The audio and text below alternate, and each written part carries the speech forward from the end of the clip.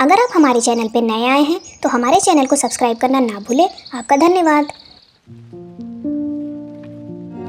कहानी सुनो, जुबानी सुनो। दोस्तों, आप सभी का स्वागत है कहानी सुनो के आज के एपिसोड में। घने जंगल की रात, चारों ओर सन्नाटा। उनके कंधे पर बैताल लटका हुआ है और उसके मुख से निकलने वाली कहानियां राजकुमार के धैर्य और बुद्धिमत्ता की परीक्षा लेती हैं। आज की कहानी है कुसंगति, छल और सच्चे प्रेम की। बैताल ने कहानी सुनानी शुरू की। राजा, सुनो एक और अद्भुत कहानी। कुसंगति राज में एक सुंदर राजकुमारी रहती थी जिसका नाम प्रभावती था। वह अपने पिता सदाचार के साथ सुखी जीवन जी रही थी। एक दिन एक युवक जिसका नाम भैरव था। भैरव ने राजकुमारी को देखा और उसकी सुंदरता पर मोहित हो गया, लेकिन यही आकर्षण उसे बड़ी मुसीबत में डालने वाला था। भैरव राजकुमारी को देखकर चौंकता है और पेड़ से टकराकर गिर जाता है। एक वृद्ध ब्राह्मण शांतिदेव और उसके पिता क्रांतिदेव उसे उठाकर होश में लाते हैं। शांतिदेव भैरव से कहते हैं, युवक तुम कौन हो और यहाँ कैसे आए? भैरव ने जवाब दिया, मेरा नाम भैरव है। मैं उस राजकुमारी को देखकर मोहित हो गया हूँ और उससे विवाह करना चाहता हूँ। कृपया मेरी मदद करें।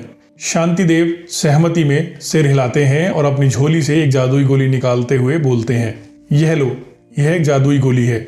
इसे भूमि में दबाने से तुम युवती का रूप ले सकते हो, लेकिन ध्यान रखना इसका सही इस्तेमाल करना। भैरव उस गोली को जमीन में दबाने के बाद युवती का रूप ले लेता है।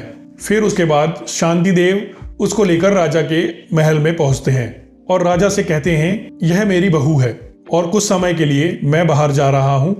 मैं इसको आपकी शरण में छोड़ के जाना चाहता हूँ ताकि यह यहाँ पर सुरक्षित रहे। राजा शांतिदेव के प्रस्ताव को स्वीकार करते हुए युवती बने भैरव को अपनी बेटी प्रभावती के पास रखने के लिए तैयार हो जाता है। वह प्रभावती के पास उसकी सहेली बनकर रहने लगता है। धीरे धीरे वह राजकुमारी से गंधर्व विवाह कर लेता है, लेकिन मंत्री का बेटा उसे देख लेता है और उसे मन ही मन चाहने लगता है और उसे पाने की ठान लेता है। मंत्री का बेटा अपने पिता से कहता है, पिताजी मुझे वह युवती चाहिए, कृपया राजा से बात कीजिए। मंत्री राजा के पास जाकर अपने बेटे का दिल का हाल सुनाते हैं। फिर राजा सोचते हुए युवती से बात करने का निर्णय लेते हैं। राजा भैरव को जो युवती बना हुआ होता है उसको बुलाते हैं, लेकिन भैरव घबराकर महल से भाग जाता है। शांतिदेव और क्रांतिदेव महल में आते हैं और राजा से मिलकर अपनी बहू के बारे में पूछते हैं। राजा शर्मिंदा होकर बताते हैं कि वह गायब हो चुकी है। इस पर शांतिदेव नाराज होते हैं। राजा शांतिदेव से कहते हैं, इस गलती का प्रायश्चित मैं अपनी बेटी प्रभावती का विवाह आपके बेटे से करवाकर करूंगा। शांतिदेव के बेटे क्रांतिदेव और प्रभावती का विवाह हो जाता है। भैरव को जब यह पता चलता है तो भैरव महल में वापस आता है और दावा करता है कि प्रभावती उसकी पत्नी है, क्योंकि उसने पहले उससे गंधर्व विवाह किया था। बैताल अपनी कहानी यहीं समाप्त करके राजा विक्रम से सवाल पूछता है, राजा विक्रम बताओ, प्रभावती का असली पति कौन है, भैरव या क्रांतिदेव?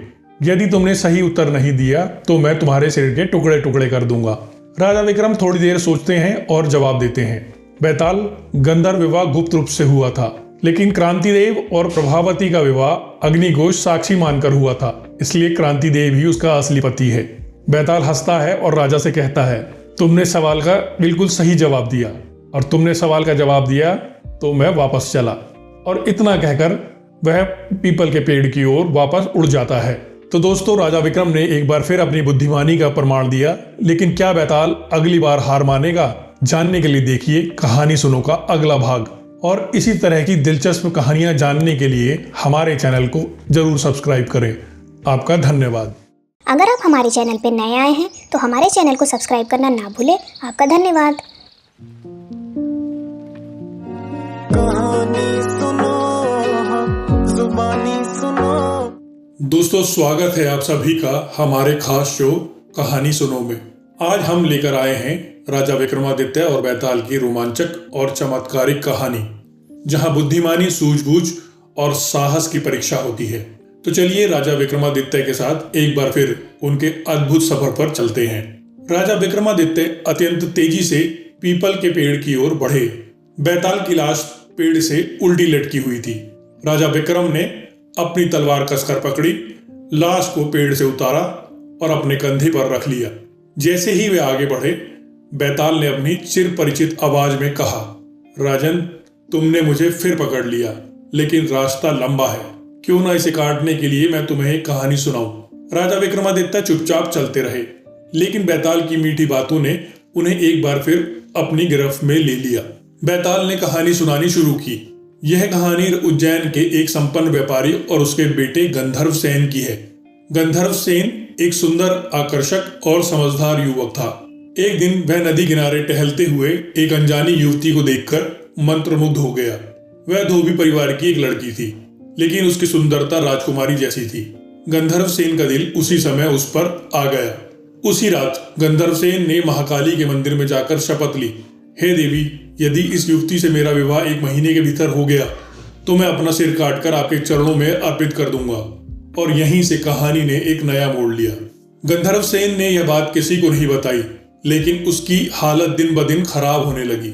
जब उसका बचपन का मित्र देवदत्त उसे देखने आया तो गंधर्व सेन ने अपने प्यार की बात उससे साझा की। देवदत्त ने मदद का वादा किया और उस युवती के माता पिता से गंधर्व सेन का विवाह तय करवा दिया। जल्द ही गंधर्व सेन और रूपमती का विवाह संपन्न हुआ, लेकिन गंधर्व सेन ने देवी के सामने की गई अपनी प्रतिज्ञा नहीं भुलाई थी। 1 महीने बाद उसने महाकाली के मंदिर में जाकर अपना सिर काट दिया। देवदत्त, जो बाहर इंतजार कर रहा था, अंदर गया और अपने मित्र का कटा हुआ सिर देखकर हैरान रह गया। देवदत्त ने सोचा कि लोग उसे गंधर्व सेन का हत्यारा समझेंगे। निराश और भयभीत होकर उसने भी अपना सिर काट दिया। और अब जब रूपमती ने यह देखा तो उसने भी अपनी जान देने का निर्णय लिया। लेकिन तभी देवी महाकाली प्रकट हुई।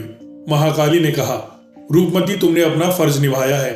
मैं तुम्हारे पति और उनके मित्र को फिर से जीवित कर सकती हूँ।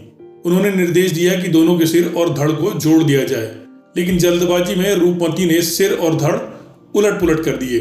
गंधर्व सेन का सिर देवदत्त की धड़ पर और देवदत्त का सिर गंधर्व सेन की धड़ पर जुड़ गया। अब सवाल यह था, रूपमती का असली पति कौन है? बैताल ने राजा विक्रमादित्य से पूछा, तो राजन बताओ, रूपमती का असली पति कौन है? यदि तुमने इस सवाल का सही उत्तर नहीं दिया तो तुम्हारा सिर टुकड़े टुकड़े हो जाएगा, लेकिन अगर तुमने उत्तर दिया तो मैं वापस चला जाऊंगा। राजा विक्रमादित्य कुछ देर सोचते रहे और फिर बोले, रूपमती का पति वह है जिसके सिर पर गंधर्व सेन का सिर है, क्योंकि सिर ही व्यक्ति की पहचान है, धड़ से नहीं, बल्कि सिर से ही व्यक्ति का अस्तित्व तय होता है।